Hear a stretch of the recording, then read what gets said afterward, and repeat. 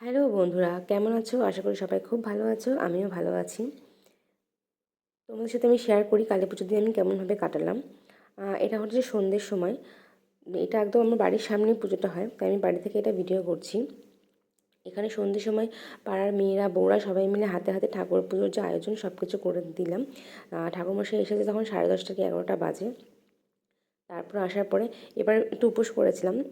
সকাল থেকে ভাবছিলাম যে করতে পারবো কি না। ভাবলাম ঠিক আছে, দেখি, চেষ্টা করে দেখি, যতক্ষণ থাকতে পারি থাকবো, তারপর না হয় কিছু খেয়ে নেবো। কিন্তু মাকে ডাকছিলাম যে কালী পুজোর উপোস যেন আমি নির্জলায় করতে পারি। এর আগের বারে একবার উপোস করেছিলাম, সেটাও নির্জলা। মানে কি হয়, আমি অনেকক্ষণ উপোসটা থাকতে পারি না, একটু গ্যাসের সমস্যা হয়ে যায়। তো মাকে ডাকছিলাম যাতে এটা নির্জলা উপোসই থাকতে পারি। মায়ের কৃপার জন্য সারাটা দিন নির্জলা উপোসই থেকেছিলাম, জলটুকুও খাইনি।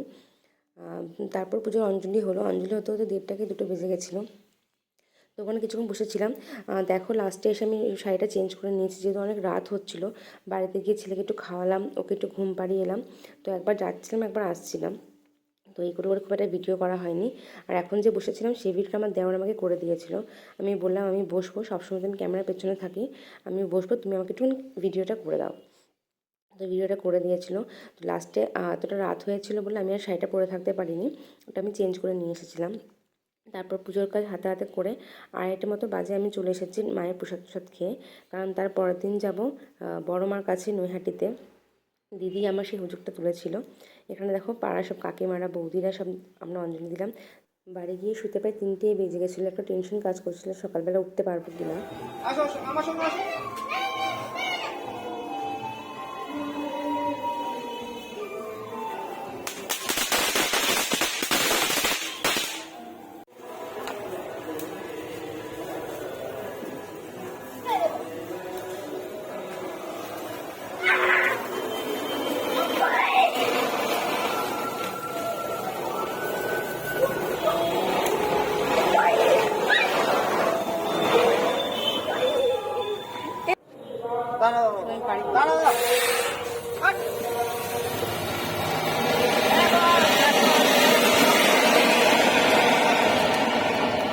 পুজোর ফাঁকে ফাঁকে গিয়ে ওই ভিডিওগুলোই করছিলাম যে কাকা ভাইপো মিলে কত বাজি ফাটাচ্ছে। দেখো এটা পরের দিন খুব সকালবেলা উঠে গেছিলাম, তখন ঠিক 6টা বাজে। রওনা দিলাম নৈহাটি বড় মাকে দর্শন করার উদ্দেশ্যে। আগেই বলেছি দিদি আমার হুজুগটা তুলেছিল। তো ভাবলাম সবসময় হয়তো যাওয়া হয়ে ওঠে না, আর মা না ডাকলে তো মায়ের কাছে যাওয়াই যায় না। যদি আমার সুযোগ আসে মন থেকে, যদি মা আমাকে ডাকে, তবে আমি অবশ্যই যেতে পারবো। তো সকাল সকাল রওনা দিলাম। যাওয়ার আগে আমাদের এখানে লরি স্ট্যান্ডের বড় মাকে আমি দর্শন করে গেলাম, কারণ কালী পুজোর দিন এখানে আসতে পারিনি, কোনো কারণে আসা হয়নি। কিন্তু এবার বড় মার ওখানে যখন গেলাম প্রচণ্ড ভিড় ছিল। যদিও আগের বার আমি 1 ঘন্টা আগে গিয়ে পৌঁছেছিলাম, তো এবার প্রায় 1 ঘন্টা পরে গিয়ে পৌঁছেছি। তো প্রচণ্ড ভিড়, মার কাছে যেতে যেতে অনেকটা সময় লেগে গেছিলো। আর আমার যাতায়াতের রাস্তাটা খুবই সোজা। আমার এখান থেকে একটা বাসে উঠলে সেটা একদম মায়ের যে বড় যে গলিটার মুখে সামনে দাঁড়াতে স্টেশনের ওখানে নামিয়ে দেয়।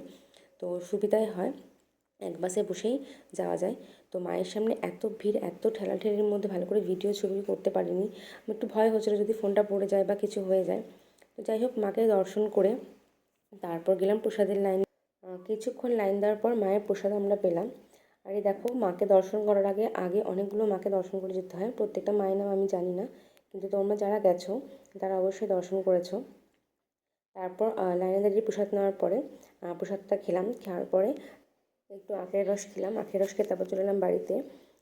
বাড়িতে এসে চাটা খেয়েছি।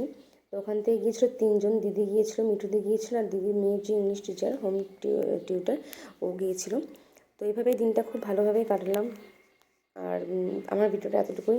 ভালো লাগলে অবশ্যই লাইক শেয়ার করো, কমেন্ট করো। এর পরের ভিডিও কবে দেবো জানি না, কিন্তু খুব শীঘ্রই দেওয়ার ইচ্ছা আছে। আজকের মতন টাটা।